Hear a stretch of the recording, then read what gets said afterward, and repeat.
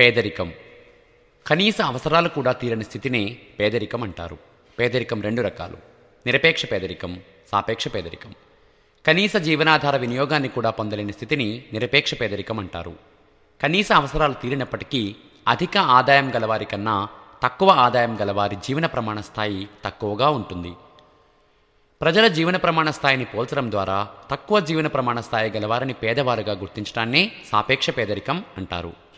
ఆదాయ పంపిణీని బట్టి ఆదాయాలను పోల్చడం ద్వారా తక్కువ ఆదాయం గలవారిని పేదవారిగా గుర్తించేదానిని సాపేక్ష పేదరికం అంటారు. సాపేక్ష పేదరికం గురించి లారెంజ్ వక్రరేఖ ద్వారా తెలుసుకోవచ్చు. లారెంజ్ వక్రరేఖ ఆదాయ వాస్తవ పంపిణీ రేఖ లేదా ఆదాయ అసమానతలను తెలియచేసే రేఖ. వెనుకబడిన దేశాలలో నిరపేక్ష పేదరికం అధికంగా ఉంది. అభివృద్ధి చెందిన దేశాలలో కూడా సాపేక్ష పేదరికం ఉంటుంది. భారతదేశంలో గల పేదరికాన్ని నిరపేక్ష పేదరికం అంటారు. పేదరికాన్ని గుడ్డివాడు కూడా చూడగలడు అని అమర్త్యసేన్ అభిప్రాయం. 1998లో సంక్షేమ అర్థశాస్త్రంలో చేసిన కృషికి గాను అమర్త్యసేన్కు నోబెల్ బహుమతి లభించింది. అర్థశాస్త్రంలో నోబెల్ బహుమతి పొందిన మొదటి ఆసియా ఖండానికి చెందిన మరియు భారతీయ వాసి కావడం. భారతదేశంలో అంచనా వేసే అధికార సంస్థ NSSO, national sample survey organisation. భారతదేశంలో అంచనాలను ప్రకటించే అధికార సంస్థ ప్లానింగ్ కమిషన్.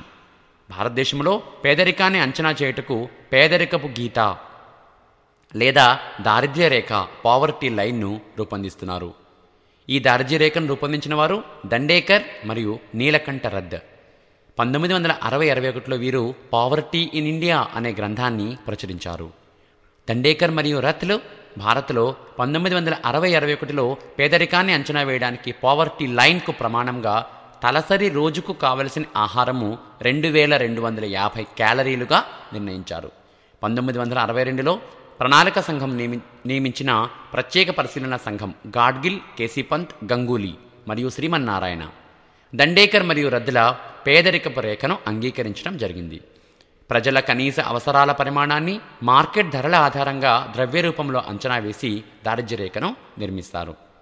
1960-61 ధరలలో కనీస జీవన వ్యయాన్ని గ్రామాల్లో నెలకు రూ. 15, పట్టణాలలో నెలకు రూ. 22.50గా భావించి దండేకర్ మరియు దత్తులు పేదరికాన్ని అంచనా వేశారు. 1960-61లో వీరి అంచనా ప్రకారం 41% జనాభా పేదరికపు రేఖపు దిగువన ఉన్నది. 1979లో లేదా 6వ పంచవర్ష ప్రణాళిక కాలంలో ప్రణాళికా సంఘం నియమించిన టాస్క్ ఫోర్స్ బృందం తలసరి కనీస పోషక ఆహారంగా గ్రామాల్లో రోజుకు 2400 క్యాలరీలు, పట్టణాల్లో 2100 క్యాలరీలు ప్రమాణంగా తీసుకుని ఆహారంతో పాటుగా ఆహారేతర కనీస అవసరాలు తీర్చడం కోసం అయ్యే వ్యయాన్ని కూడా పరిగణలోకి తీసుకుని పావర్టీ లైన్ను నిర్ణయించడం జరిగింది. ఇదే పద్ధతిలో ఎప్పటికప్పుడు ధరల్లో వచ్చే మార్పును బట్టి కనీస వినియోగ వ్యయం MPCEని సవరిస్తూ పేదరికాన్ని అంచనా వేస్తున్నారు. పేదరికాన్ని అంచనా వేయడానికి 4 పద్ధతులు ఉన్నాయి. ఒకటి హెడ్ కౌంట్ రేషియో. దీన్ని డిజైన్ చేసింది దండేకర్ మరియు రథ్. పేదరికంలో ఉన్న జనసంఖ్యను మొత్తం జనాభాలో శాతంగా చెప్పటం. దీన్ని HCR అని కూడా చెప్పొచ్చు. హెడ్ కౌంట్ రేషియో భారతదేశంలో అనుసరిస్తున్న పద్ధతి ఇదే. రెండవ పద్ధతి పావర్టీ గ్యాప్ ఇండెక్స్, పేదరికపు సంధి సూచి PGI. దీన్ని డిజైన్ చేసింది 1989లో ప్రపంచ బ్యాంకుకు చెందిన గౌరవ్ దత్ మరియు మార్టిన్ రావాలియన్. పేదరికపు రేఖ దిగువన గల రాష్ట్రాలలో పేదరికపు సాంద్రతను లెక్కించడానికి ఈ ఇండెక్స్ను ఉపయోగిస్తారు. ఇక మూడవ పద్ధతి జినీ ఇండెక్స్. దీన్ని రూపొందించింది లారెంజ్. కుటుంబాల ఆదాయాల పంపిణీని బట్టి సాపేక్ష పేదరికాన్ని ఈ జినీ ఇండెక్స్ ద్వారా లెక్కించవచ్చు. నాలుగవది P index. This is called Sen index. దీన్ని రూపొందించింది అమర్త్య సేన్. పేదవారి ఆదాయాలలో ఉండే అంతరాలను ఆధారంగా తీసుకుని పేదరికపు సాంద్రత లెక్కించడానికి సేన్ ఇండెక్స్ ఉపయోగపడుతుంది. పేదరికపు అంచనాలు. 1973-74లో పేదరిక రేఖకు ప్రమాణంగా గ్రామాల్లో నెలకు రూ. 49, పట్టణాల్లో రూ. 57. 1993-94లో MPCE పేదరిక రేఖకు ప్రమాణంగా గ్రామాల్లో నెలకు రూ. 211, పట్టణాల్లో నెలకు రూ. 275. 1999-2000లో MPCE పేదరిక రేఖకు ప్రమాణంగా గ్రామాల్లో నెలకు రూ. 328, పట్టణాల్లో నెలకు రూ. 454. 2004-05లో ఎంపీసీఈ పేదరిక రేఖ ప్రమాణంగా గ్రామాల్లో నెలకు రూ. 356, పట్టణాల్లో నెలకు రూ. 593 ప్రమాణంగా తీసుకున్నారు. ఎన్ఎస్ఎస్ఓ వారి అంచనా ప్రకారం 73-74లో 55% జనాభా పేదరిక రేఖకు దిగువన ఉన్నారు. 93-94లో 36%, 99-2000లో 26.1%, 2004-2005లో 21.8% జనాభా పేదరిక రేఖకు దిగువన ఉన్నారు. ప్లానింగ్ కమిషన్ అనగా ప్రణాళిక సంఘ అంచనాలు. ప్రణాళిక సంఘం భారతదేశంలో పేదరికం మరియు నిరుద్యోగ అంచనాలను ప్రకటించే అధికారిక సంస్థ.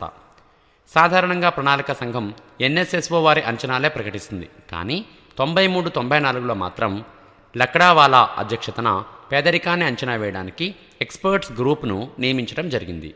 ఆ ఒక్కసారి లక్డావాలా అంచనాలు ప్రకటించింది. ప్రణాళిక సంఘ అంచనాల ప్రకారం 73-74లో 55% జనాభా బిలో పావర్టీ లైన్, దీన్ని బీపీఎల్గా కూడా చెప్పొచ్చు. గ్రామాల్లో 56.4% జనాభా బీపీఎల్, పట్టణాల్లో 49%.